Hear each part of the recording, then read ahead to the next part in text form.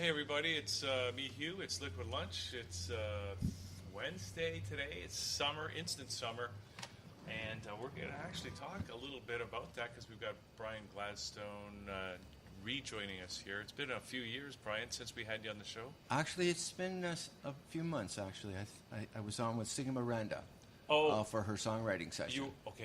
That's her show. That's her show. That's for right. your show, you're absolutely right. It might be a decade. Oh well. Or maybe not. Maybe not, but it's been a few years. So thank you for having me back. Well, it's great to have you, and we're here to talk about, amongst other things, perhaps the new CD Brianology, which is going to be launched at Hughes Room on June the 14th. June the 14th at Hughes Room is the CD release. On a Thursday, which is on the a new Thursday Friday. night, which is the new Friday. That's right. So, right. Danny Case is our co-host today. Don't forget to use that mic, Danny. No problem. The hair's looking good. Thanks. Just saying. So this is the first record from you in quite a while. In about 12 years. I did 4 albums in 5 years, between 1999 and 2005. And then there was just a lull for, I guess 13 years. Now that's a long break for someone who put out so many albums in so short a time. I mean, I know you're busy doing things like a Winter Folk. Yeah, I still run the Winter Folk Festival, yes. Which is a little bit of sunshine in the middle of our ridiculously long winters. Yeah, this year especially ridiculously long. Yeah, Well, it was ridiculously long than instant summer, yeah. right? Well, I always say January had 95 days this year. So, but what was the why such a long time? You know what? It really was not part of a master plan. That's just when I write, sometimes when it comes out, it comes out, and I was just I felt it just for some reason it just took that long to accumulate and write 13 new songs that I was happy with. Part of the delay was I feel I wrote a lot of the songs above my ability to play guitar. Before or for this album. Okay. And so I really spent a good 2 years just getting my guitar up to speed for the record. Okay. Because I wanted it to be partially a guitar album. Right. Yeah, that's what people are saying, is that it's a real guitar-oriented album. Well, I listen to a lot of guitar players' albums, and it excites me a lot. And I just really wanted to hone my craft, and hopefully a lot of other guitar players will get the same enjoyment out of it that I do for so many albums. Well, I noticed reading some of the promo materials that you had Noah Zacharian on the record. Noah Zacharian, came in for one track, yeah. And I mean, he's a great guitar player. Noah's great. Noah's my buddy. We played together quite a few times. And when he found out I was doing a record, he said, "Brian, find a spot for me. Yeah. Whatever you need, I'm there." Yeah. Excellent. Super guy. Yeah. And what was the? Can you tell us a little bit about the overall process, say, compared to the other records that you did before? Well, the process was totally different because the first 4 albums I did in my own home studio, and this was the first time I actually went to somebody else's studio to do them. So it was a bit of a different process for me. I did it in Osworld Studio, which is run by Mark Stowe, and I was really looking for a simple album, although it sort of expanded and got a little complicated. But I was looking for an album similar to what I would listen to when I got into roots music and folk music in the late 60s and early 70s. I wanted a singer-songwriter, one guy and his guitar. Now, all the arrangements grew a little more complicated, but that's really where it started out. Well, sometimes, the song, I forget who said it. Somebody said, the star of the song, the song is the star, or something like that. Okay. So the song will let you know what it needs. Yeah, that's exactly what we did. I did it in reverse for most people. I recorded the guitar tracks first. A lot of people do the bass or the percussion first. I did the guitar tracks first, and then we did the vocals, and then we sort of took a look at it. And I say we, it was co-produced by myself and Tony Corrington. And so we say, okay, you know what? I think we need a fiddle there. I think we need a banjo there. So we let the songs really take their own natural evolution. Right, yeah. Have you ever had a song come up where you needed the bagpipes? I'm just curious. No. Okay. No. That happened to me once. Yeah, okay. But it's tough finding a bagpipe player when you need one. Yeah, when you need one, that's true. There's rarely one around. Now, and you got your guitar here today, Yes. and I know you're going to do maybe 3 songs, hopefully, Sure. for us. That'd be great. Do you want to do one for us now, and Sure. which one would you like to do? I'll do a song called "I Want More Time in Your Dreams," which is actually the first song on the album. And this song was one of the latter ones I wrote for the album. And this song sort of came to me. Sometimes you wake up in the middle of the night and there's something on your mind. And I said, I think there's a song coming, and I wanted to grab it quickly before it went away. So this was sort of, I think, a gift from whoever gives you songs, because I put it together in about 45 minutes. And I didn't really write a lot of it down. And fortunately, when I woke up in the morning, I remembered most of it. Oh, that's So good. it's called "I Want More Time in Your Dreams." That's because I dream about girls all the time. Dan, do you ever dream about girls? Yeah. Okay, I dream about girls too. Just Yeah. saying. Yeah. So it's called "I Want More Time in Your Dreams."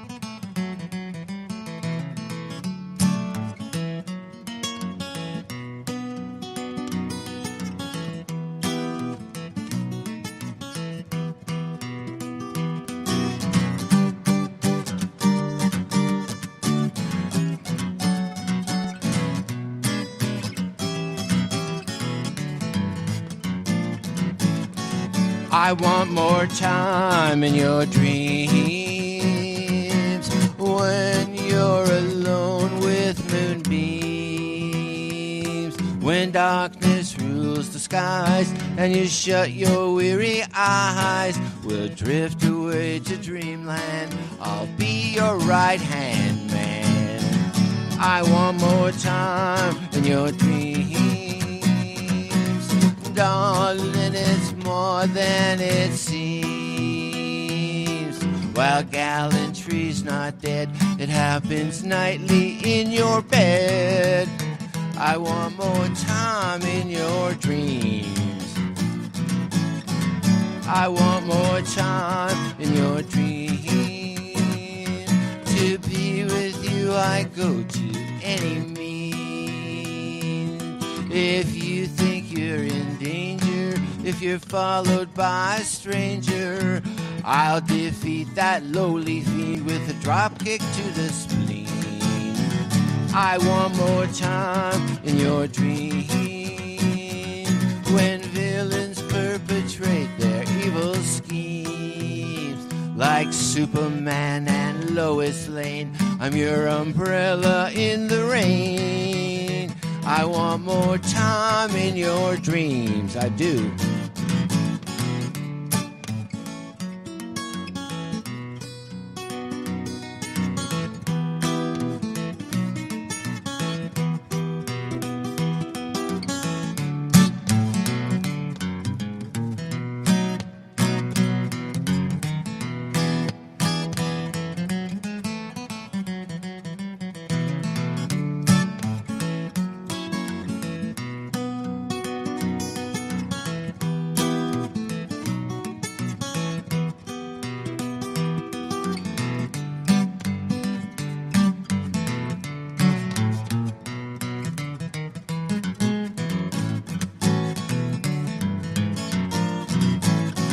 I want more time in your dreams. Let me be the guy in your love scenes.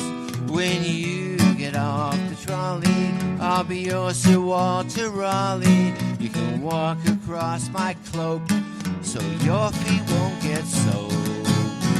I want more time in your dreams. I will be your personal A-team. I will be your shining knight till we see the morning light. I want more time in your dreams.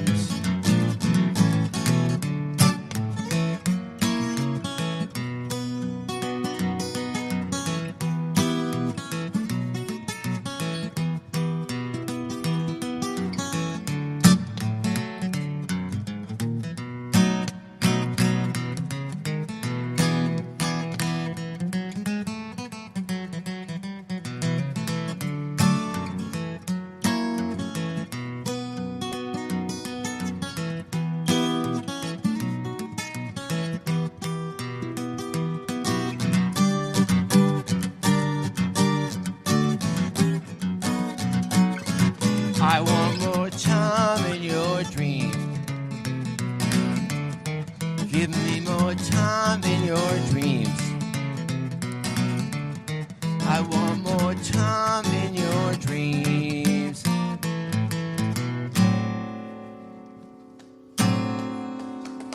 Thank you. Thank you. Very nice. Thank you. Now, when this is right here, right now, it's just you and the guitar.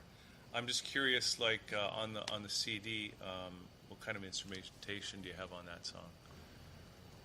The instruments and the arrangements vary from track to track.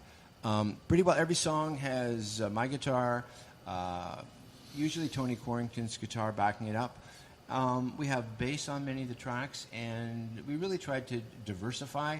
So we've got harmonica a few places, we've got a well-placed fiddle, we've got a dobro. So we really tried to, as I said earlier, we just tried to sit there and figure out what the song needed and put in, Right. whatever instrumentation was needed, just to fill in the song. Well, I'm just wondering though, because my toe was tapping Yes. there, unavoidably. And do you have a drummer on the? CD? No, there's no No- drums. okay. We do have percussion, Right. but actually, I've done 5 CDs and there's no drums on any of the CDs. And I really looked for percussion that sounded different. So I was looking for wood sounds or natural sounds, but not that standard kick drum and snare. Because I find for the style I play, a lot of times it just walks over the Right. fingerstyle guitar. Yeah. Well, you certainly didn't need it there because the toe was tapping. Can we talk about some of the content? Because you Sure. got some interesting songs with some interesting topics, and there seems to be sort of a social commentary going on to some extent. Anyways. Yeah. I do. I do try and use my voice and my stage, and any airplay I get. I think we have sort of a responsibility or an obligation or a privilege, just to as a concerned human, Yeah. make a difference. Have a social conscience. Yeah. Make a difference in the world. So you got one song called Lightning Man, I Yes. noticed. Yes. And I was just reading that it was maybe something to do with Nikola Tesla, you and Tony Corrington. Well, interestingly enough, independently, we're both fascinated by Nikola Tesla, his experiments. Now, for a lot of years of my life, I was actually a research engineer, and I was actually in the same field as Tesla worked. Of course, he worked 100 years earlier. And I've read all of his papers, and I just think he's an absolute genius. And he probably had 70 patents for things he invented, but he had no ability to commercialize anything. So he lived most of his life in poverty. Yeah, especially after, who was it, Rockefeller? One of those guys pulled their funding. Yes. From him after the Warden Cliff. J.P. Morgan. Yeah, J.P. Morgan. Yeah. That was it. Tesla, Yeah. he was this close to getting things together. Free power for everyone in the world. Yeah, you know what? I'm not sure if that's a valid concept, but No. Back in 1890 or 1900, it sounded like a It reasonable would have been idea. a cool idea, but maybe Yes. there could have been problems with that too. Maybe with all the electricity in there, could have caused health problems. I don't know. Yeah. But the idea of free energy is one that really appeals to me. Well, a lot of times what they were doing, and he was a contemporary of Edison, and he was a competitor of Thomas Edison. But they would come up with these outrageous ideas. It's like like the political campaign. They just tried to outdo each other. Well, look what I thought of. Yeah. Well, so- those were the golden days of that kind of innovation, right? Yes. Yeah. So I did think at one point, as I said, I was sent back to Earth to finish his work, which I don't think I really did. But Well, it's not too late. no, Because I keep hearing about these free energy devices all the time. you know what? No such thing as free energy. It has to come from somewhere. Well- That's Einstein. That's part of Einstein's equation. Yeah. Well, If you discover it, let us know, okay. because Daniel, did you have something to say? I saw you holding the mic up. I just wondered if you wanted to comment. No, you already covered it. The experiment he was doing was on free energy, and there were the whole bunch of conspiracies that the people behind the scenes, The power brokers. the cartels behind the Yeah. scenes, the criminal underground that was behind the scenes, they didn't want that coming out. Yeah. So they, as soon as they found out Yeah. that was for free energy, they pulled the funding Yeah. immediately and on purpose. I know, and we still don't have free energy. Well, But I hear you, Brian, that it may not be. It's against one of those laws of thermodynamics, but Yeah. But I do know a little bit about it. I think he was supposed to pull the energy from the atmosphere. It's not exactly free energy, but he was pulling the energy from the atmosphere itself. something like that. Yeah, something like that. Now, Brian, so, I mean, I don't know if you're planning to play that song for us here and now. And you don't have to. I want you to play what you want to play. Okay. But what was the essential message you were trying to get out with that song? I think the message was just to. There's actually specials on Nikola Tesla. Yeah. And a lot of them depict him as a mad, evil scientist. Yeah. And he wasn't. And we just wanted to maybe make his story known and talk about what a tragedy his life was. Well, because he was largely forgotten for so long. And then, of course, now we have the Tesla cars. Well, yeah, they named the company after him. And there was that band Tesla. Do you remember that band? And Tesla. Well, more significant, I think, historically, is that when Marconi, and these guys were all in competition, because the more notoriety they got, the more funding they got, the more people bought into their ideas. And just recently, they removed the patent from the radio from Marconi and gave it to Tesla. Oh, they just today? No, or not yesterday? today, but this week or recently? When I say recently, probably the last 2 decades. Oh, okay. Okay. So they finally acknowledged what was really going on Yes, there. yes. A little late. The Little poor guy late. died in He died in 1945. hotel room or something yeah, he like died, that? He died. He didn't pay his bill for 2 years, but they let him stay there. Yeah. Okay. Do you want to do what next song would you like I'm going to do a for song us? called New Boy.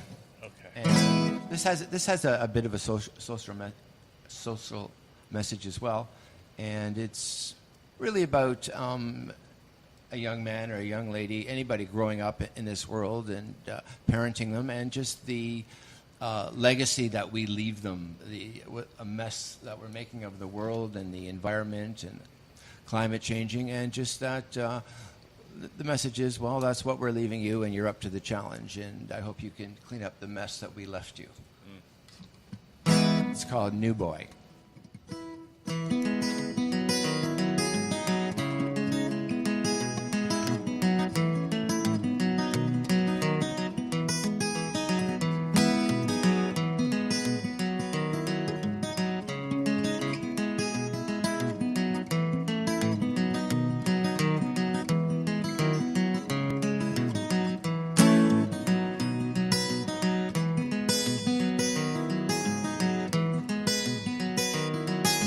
New boy walked across the kitchen floor today.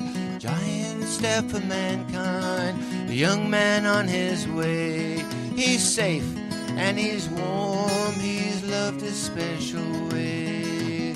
Oh, what a glorious day since you came my way. New boy took his first day of school today. Stopped to pick some daisies, made some friends to play.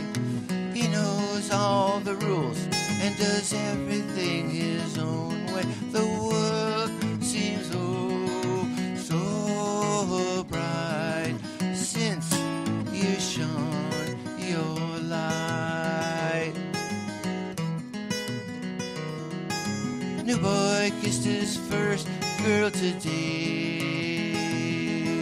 Tingles through his fingertips, rocked his world away.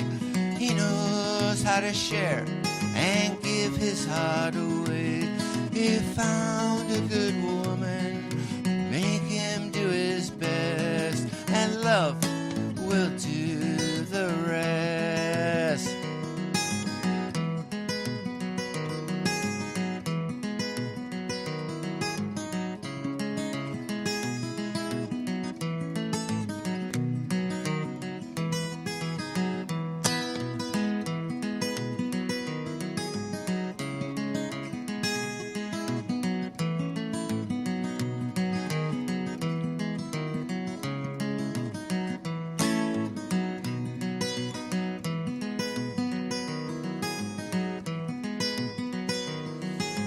New boy looked into his father's eyes today. I love you so much, Daddy. How can you treat my world this way? I cannot drink the water and the smog blocks out the day.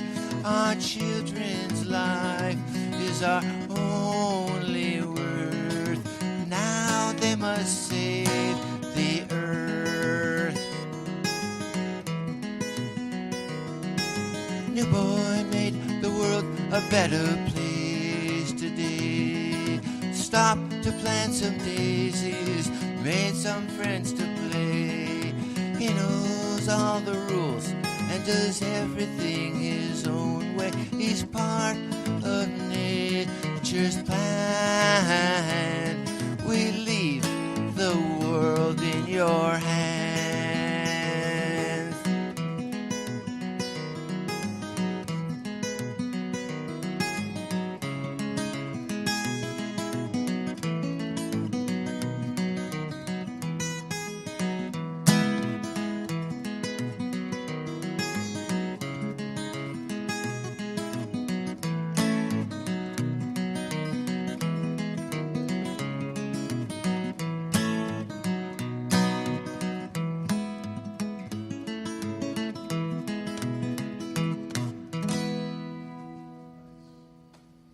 Thank you. It's got that real guitar picking thing going on. Yep. Can we talk about? I noticed one of your songs is talking about the Highway of Heroes, Yes. and that's kind of an interesting. I'd like to get into that a little bit because Okay, sure. there's something about that strikes me as well. So I'd like to maybe talk about that. Well, a you know, a lot of times you don't plan songs; they just sort of come. Or you never know when the inspiration is coming.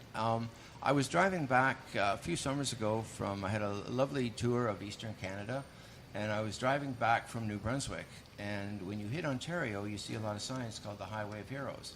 And I just recall seeing the news, and whenever we have one of our brave young men or women that's killed in the military, one of the things they do is they give them a soldier's funeral, of course, but they parade them down the Highway of Heroes, and there's people on the bridges waving to them and saluting them. And then you'll see it in the newspaper, and, you know, this could have been, you know, the kid down the street, your paper boy, your son, your daughter, and they're forgotten about very quickly. And I just sort of, in my mind, as I was driving, I was thinking that perhaps, you know, a slab of asphalt is not the most befitting tribute to somebody who heard their country call and signed up for the army and gave their life so that we can live in freedom. And often the time they're not even fighting for our freedom; they're just fighting for the good of humanity. They're peacekeeping, or just, you know, they're doing the right thing. So I just wanted to point out that we value, and I think we cherish what they do, but perhaps the way we remember it, you know, could be improved. Now, is there a bit of an anti-war sentiment as well? Yes, there is. Yes, there is. Because those things kind of go.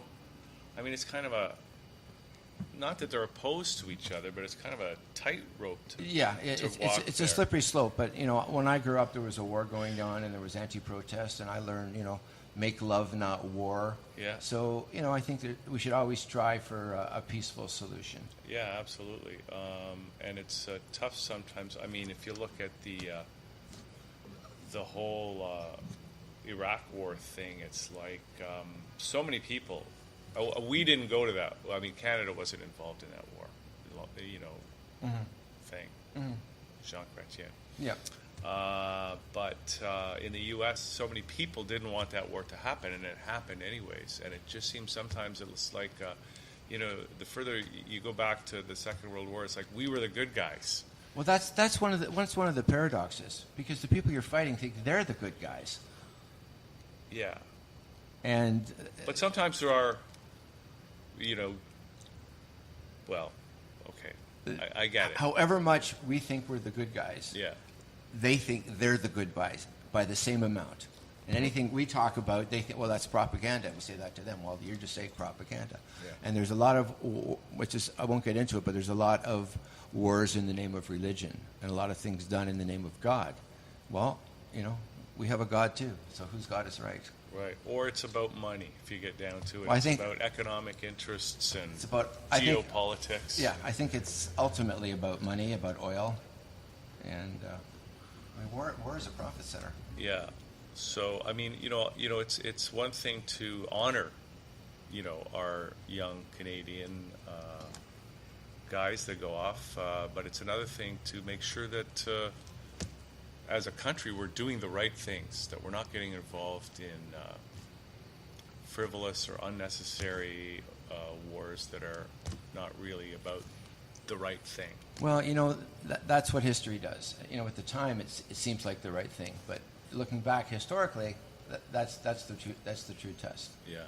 Yeah. Often you look back and it's the wrong thing. Well, that's the way it is with life too, right? That's the way. Yes. How many times did we realize only too late that was the wrong thing all we can to do? All we can do is our best at the time. Yeah. Okay. Do you want to do one more song for us? Sure. I'm going to do a song called "A Song for Everyone," and it's actually not on the album, on my new album, Brianology, but it's probably my most requested song, and I like to close everything I do with it. Was it on a previous album? Yes, it was on my previous one called "The Time for New Beginnings," and it's called "A Song for Everyone." Okay. I just want to make sure everybody's included.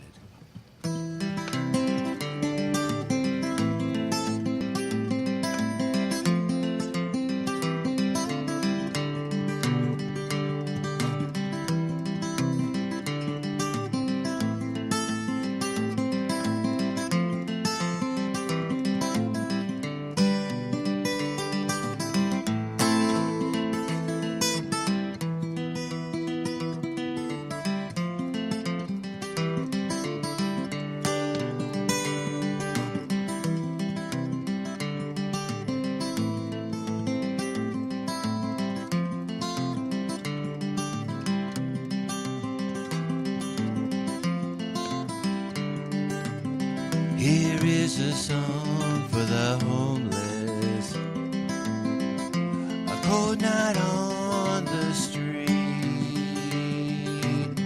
wet and alone, 1,000 miles from home, a good man in defeat.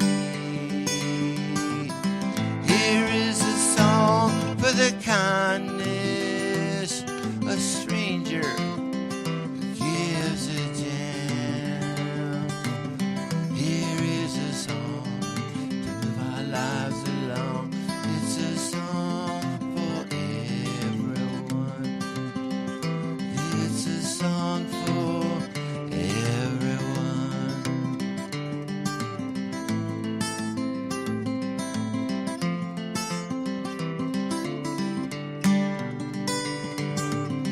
Here is a song for the children washed away from shore, a teardrop from hell made the great ocean swell. Out of my life they did pour. Here is a song for the sadness, a hole in a young mother's heart. Here is a song to remember and move on. It's a song for everyone. It's for all of us. It's a song for everyone.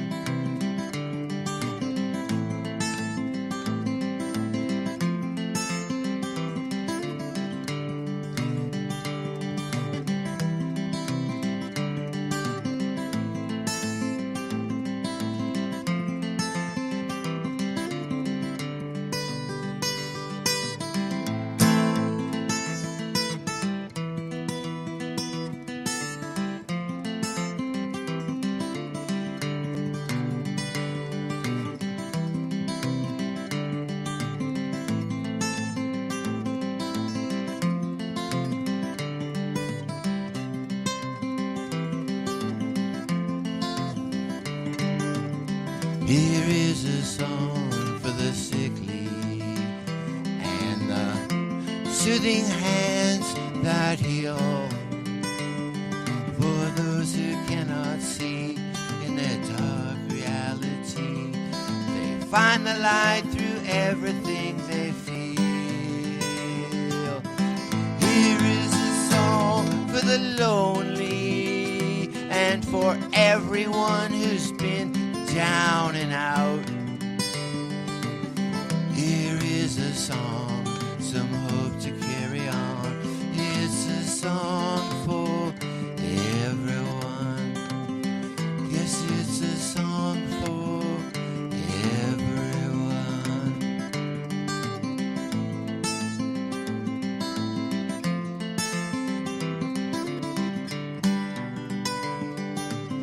Here is a song for my friend Bob, smiling through the venom in his veins.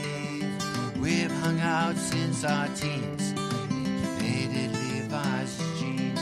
We're standing at the crossroads again. Here is a song for the friendship and sharing the best times of my life. We lost Bob to cancer. Here is a song, read again before too long. It's a song for everyone. It's a song for everyone. It's a song for everyone.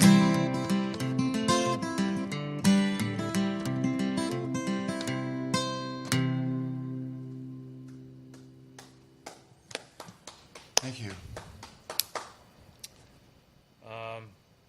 I don't want to just stop just yet, Brian. I just got a couple more questions Sure. here because I know you got a song here called.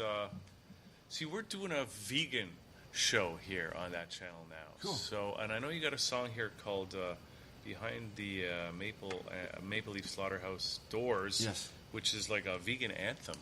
That's exactly what I wanted to be. I did turn vegan a few years ago. Oh, so you're vegan as well? I'm a vegan as well. Yes. Okay. And I thought of the song. First of all, I have been to vegan conferences. I've been on marches, and a lot of times I thought, although I believe in the cause, I can't watch the vegan movies or the vegan messages because they're too violent and they're too cruel.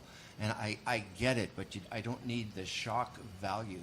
Well, you've already made the choice, right? Yes, I actually made the choice a few years ago, and I was at a conference at the University of Toronto, and my decision maker was, I can. They fed us, really good stuff. I said, I can live on this, because I was sort of mentally committed, but I was, Right. sort of every time I had anything meat related or poultry or eggs or milk, I always felt guilty. And when I found out, that you don't have to, you can still eat things you like and you can eat well, although it's a lot healthier eating. It's healthier too. That's the whole other thing. It's healthier right? too. Yes, Yeah. yes. And I am a heart attack survivor. And when I look at the heart healthy diet and the vegan diet, there's so many similarities. Right. So I was at actually the Santa Claus Parade maybe 3 years ago, and a lot of the meat packing companies had floats going by it, and Canada Packers was one, Maple Leaf Foods was one, Schneider's Foods, and their floats, I thought, really sent out the wrong message. They looked like they were scenes from Walt Disney's Snow White. There was happy little animals and cows and pigs and chickens singing and dancing, and I said, no, that's not what the meat industry is all about. The meat industry is about methodically, killing with a lot of suffering. Yeah. A lot of animals suffer Yeah. Unnecessarily, and they work within the letter of the law, I'm sure, and which tells them. And I thought, well, this was the wrong message. Then I was on vegan. I went to protest marches, and I marched for vegans, and they weren't really unified. They didn't have an anthem. They didn't have a theme song. And in addition, when I saw any movies that vegans put out, there's so much shock value. Yeah. I said, people won't watch these. I thought at some point they were sort of shooting themselves in the foot. People won't watch these. So I wanted to write something based on the slides that I saw, the floats that I saw, and so the song makes references to this little piggy went to market. It's a one-way trip that ends in death. I wanted to start off with nursery rhymes, but I wanted to sort of talk about things that were true but not really shock value. And I wanted people actually, unlike other vegan propaganda, people would actually, I was hoping, would listen till the end of the song, not be shocked, and then maybe they could make an intelligent choice.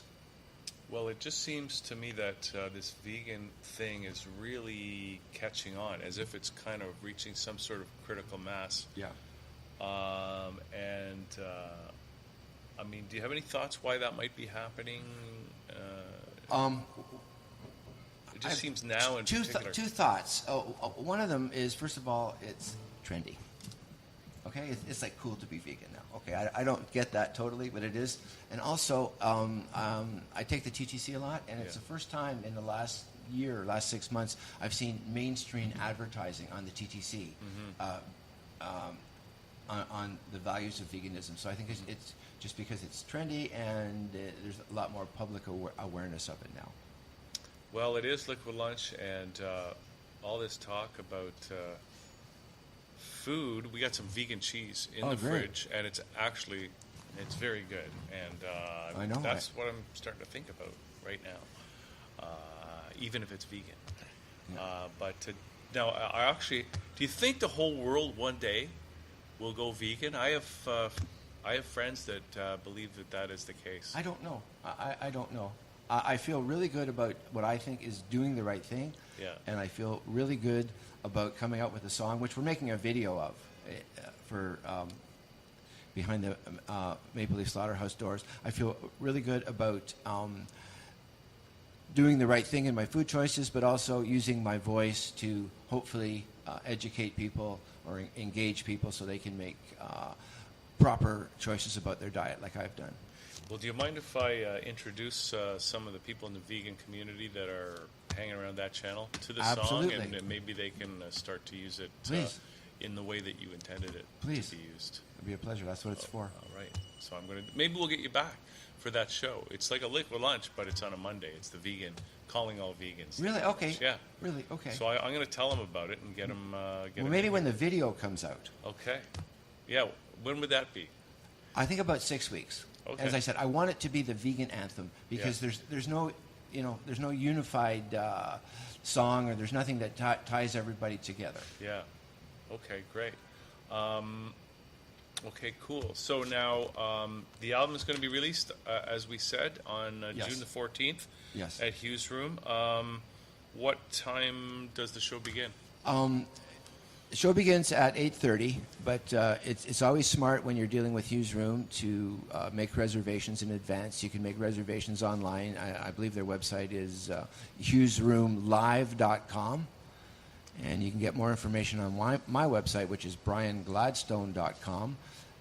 Dinner starts 6:30, and the music starts at 8:30. And that's a great thing to do because they got great food over there. They have great food. Yes. It's a great room. Great way to spend a Thursday evening. It's a perfect sound system. They have an excellent sound system for acoustic music. Yeah. And who's going to be on stage with you that night? Well, first of all, opening up, we have an opening act, which is the David Story Band. I think his band is now called David Story and the Handsome Devils. I think they named themselves. And when I come on around 8:30, I will be appearing with people who played on the album, including my sister, does a lot of backup vocals, Bonnie Gladstone, co-producer and guitar player Tony Quarrington, Beverly Kreller does percussion, a lot of background harmonies. Tony Laviola does bass. Margaret Stowe helps out on guitar. We got three hot guitar players there that night. Where's Noah? Oh, and of course Noah Zachrin. Okay, good. Oh yeah, of course Noah. Great, awesome. Well, Brian, great to have you back on the show, and congratulations on the new CD. Thank you so much. Have a great launch, and we'll get you back for the vegan. I'll look forward to it. Okay. Thank you, Hugh. All right. Thank My you. pleasure. So we're going to take a little break here on the show. We got Jamie McConnell coming up and Justin Girard. So Liquid Lunch continues on this already summer Wednesday We'll be back in a couple minutes.